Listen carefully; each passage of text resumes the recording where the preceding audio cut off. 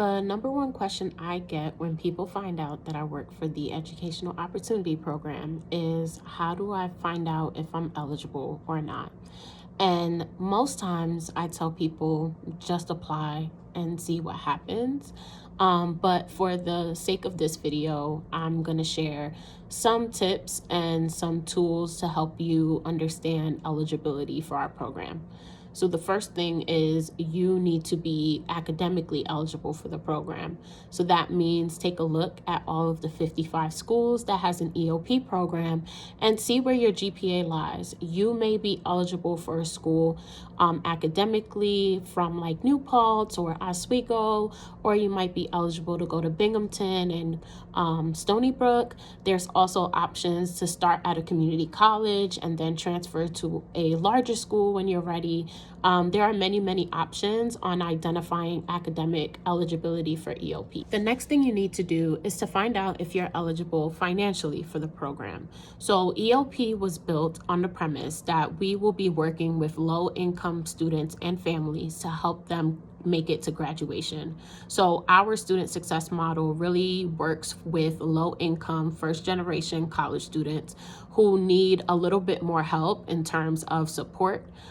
We are working with students who will benefit from having a one-on-one counselor, students that are really interested in getting that extra support in terms of tutoring, academic supports, and then supports financially. So if you're going to different schools, you can get book vouchers, support paying your room and board, and all other things that are not tuition related. So to find out if you're eligible financially for EOP, you will want to go on our website and look for this fancy dancy chart that we have that shows household size and income. So you want to count how many people is reliant on your family's income, and then you want to match it to what the number is on that chart.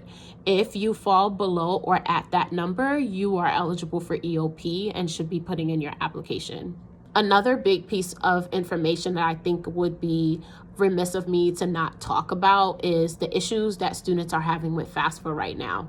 To be eligible for EOP, we do not need to wait for the FAFSA. So if you are really nervous about completing the FAFSA because maybe your family does not meet the traditional model that other students have, then you should be still applying for EOP and submitting your paperwork through the Apply SUNY portal.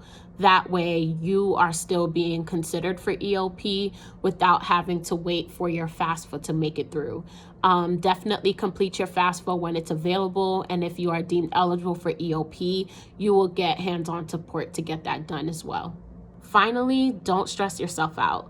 I know that this is a really difficult time for a lot of our students between the delays in FAFSA, trying to pick the best school for yourself, and making a really big decision about where you're going to go in the next stage of your life.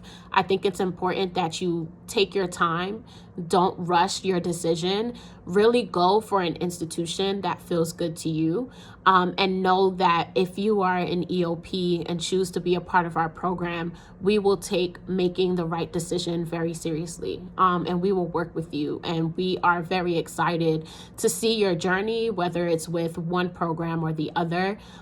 We want to see all of our students be successful. So we'll be working hand in hand with you to make sure you're making the right decision. So I hope to see you in an EOP program this summer.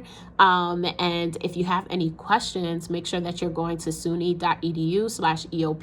to learn more about the program and to send us some questions that you may still have.